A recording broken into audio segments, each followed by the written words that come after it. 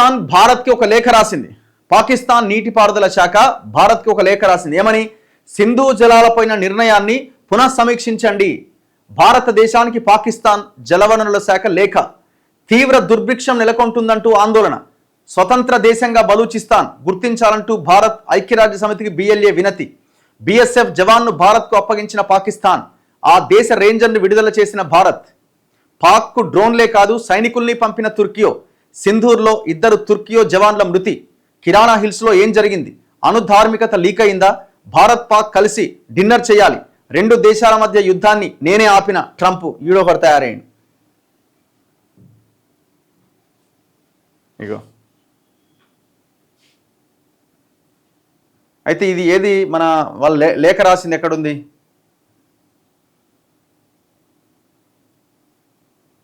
ఇగో పహల్గామ్ ఉగ్రదాడి నేపథ్యంలో సింధు జలాల ఒప్పందం అమలును నిలిపేస్తూ భారత్ తీసుకున్న నిర్ణయాన్ని పునఃసమీక్షించాలని పాకిస్తాన్ విజ్ఞప్తి చేసింది. ఎందుకంటే పాకిస్తాన్ దాదాపుగా 40% తన జీడిపిలో 40% వ్యవసాయం మీదనే ఆధారపడి ఉన్నది.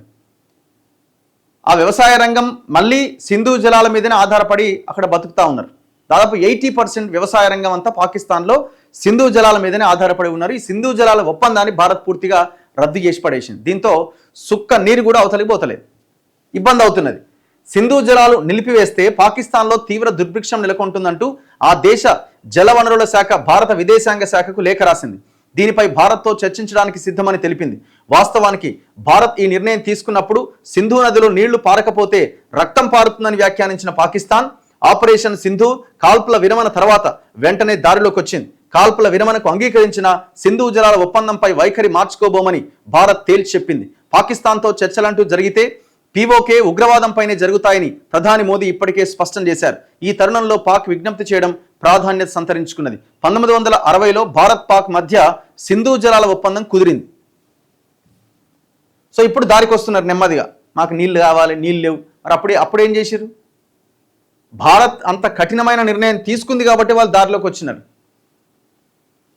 కానీ ఈ మన దేశం కూడా మొత్తం వాళ్ళు కాళ్ళ బేరానికి వచ్చిన తర్వాత మాత్రమే దాని మీద పునఃసమీక్షించాల్సిన అవసరం ఉన్నది. ఎవడు ఒప్పుకోవాలి, నిజమే నేను ఉగ్రవాదాన్ని నేనే పొంచి పోషించినా చాలా తప్పైపోయింది, మీ దేశ ప్రజలు నేనే చంపినా అని ఒప్పుకున్నప్పుడు మాత్రమే ఆ నిర్ణయం మీద పునఃసమీక్షించాల్సిన అవసరం ఉంది. ఎందుకంటే అక్కడ ఉన్న ప్రజలు కూడా ఆ గవర్నమెంట్ మీద ఒత్తిడి తెస్తారు కదా, తేవాలి. ఆ ఒత్తిడి తెచ్చినప్పుడు మనకు అర్థమైంది ఆ పెయిన్ అన్నది.